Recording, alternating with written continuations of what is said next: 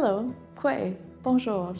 Province House National Historic Site is currently undergoing an extensive conservation project. Built more than 175 years ago, Province House is a complex building.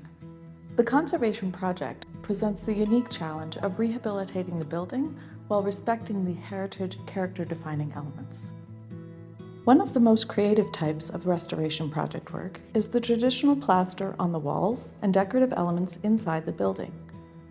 A group of skilled tradespeople from the heritage restoration company Heritage Grade are using a centuries-old technique in this process. I find it really artistic. It's a very fluid material that we get to work with, and everybody can kind of have their own creative spin to it while getting it done and having the same finish. So it's nice to kind of have your own character with everything, and it's very creative, I find.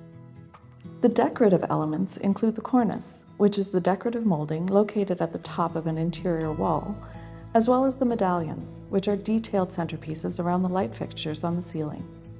In total, the crew is replacing about 2,000 linear feet of cornice and 18 medallions in the building. The wall consists of 3 coats. The first coat is lime, sand, and goat hair. The second coat is lime and sand, and the third coat is a lime plaster. This type of wall is durable and fire resistant, and it allows the walls to breathe. It also prevents moisture buildup from the exterior stone walls. Sam Vanesh is one of the traditional plasterers involved in the project. Traditional plastering is to do very traditional sand and lime coats. There's not really additives. There's no fancy veneer and gypsum finishes. It's lime and sand. It's old school, very traditional. Not a lot of modern technology involved with it. Kieran Reed is a traditional plaster specialist. He enjoys working with the plaster at Province House because you can see personal touches in the work. It's not quite perfect, but it's not supposed to be perfect. It tells a story. The team of 10 tradespeople have used their in-demand skills to tackle the challenges that come with plaster.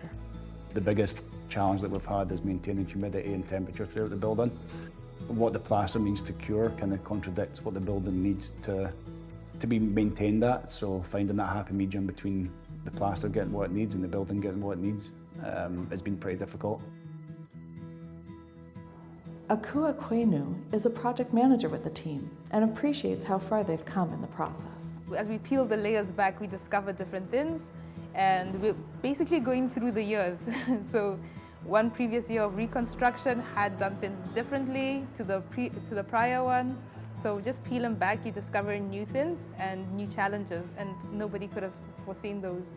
You also get an idea of how people did things in the past. So just to see the transformation, I think that's really exciting. Thank you, Valaliak. Merci, for taking the time to watch this video about the plasterwork at Province House National Historic Site. Stay tuned for future videos highlighting other elements of the conservation project.